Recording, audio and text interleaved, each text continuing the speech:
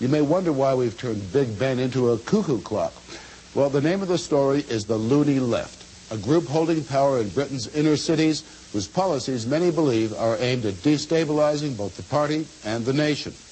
The party is the Labour Party, currently the opposition to Margaret Thatcher's Conservative government.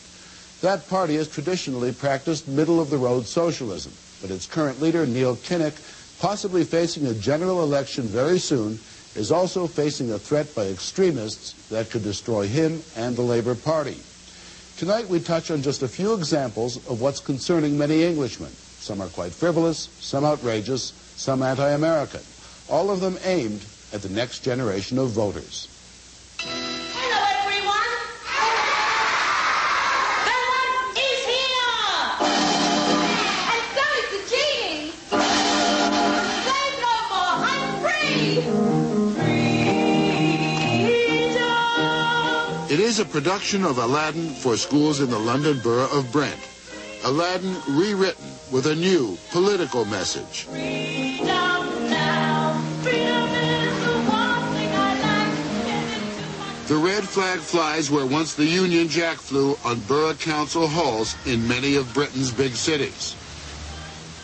In London, for example, the loony or hard left now holds majorities on 8 of 12 borough councils, immigrant areas with large Asian and African populations. People whose treatment by a succession of British governments has varied from indifference to outright racism. The loonies have taken these people's legitimate concerns about social justice and mixed them in with their own quite different agenda. They seem to take the moral high ground on issues of racism and nuclear war, on how to change a society, and what better place to begin than the beginning. An Aladdin with the theme of liberation may not offend anyone, but it is an example of how the hard left is determined to inject a message of politics into every working and playing moment of a child's life. But it also, implies that the girls are making a career for themselves and going to college and, are as likely to achieve as the male members of the family. A meeting of the anti-racist, anti-sexist working party of the West Green Primary School, Borough of Haringey. The committee includes teachers, selected parents, and this man, the council's own political watchdog, a kind of ideological overseer. The committee's job is to purge the school library of books that it regards as racist or sexist. And this is one of the examples. In this, the horse is black, and the horse is uncontrollable, it kicks people and hurts people. It's always negative. It's not a white horse. But at the end, hold on a minute, at the end... I'm coming to the horse is wonderful. Yes, the horse is tamed. White person. The horse is tamed by a quiet, little, passive, white girl who gives it sugar. It's a bit sexist because the girl does it by giving it sugar. She doesn't, tame it or overcome it the way a male figure might. She used her mind over the muscles. Yes. Or would you rather that Jennifer punched this horse between the eyes and she was so strong? I'd rather she had the choice. Yes, you have to undertake objective exercises like this. I don't think anyone at this table is saying it's easy, but it has to be done. I applaud the authority for having the courage to attempt that, to do that, because to me, that is the core of what education is about. It is about values. And what no longer has value in a number of London's inner schools are Snow White. The once beloved Dr. Dolittle is now an enemy of the children. So is Beauty and the Beast. Rupert Bear has been declared racist. And Thomas the Tank Engine has had his last run, derailed by charges of sexism.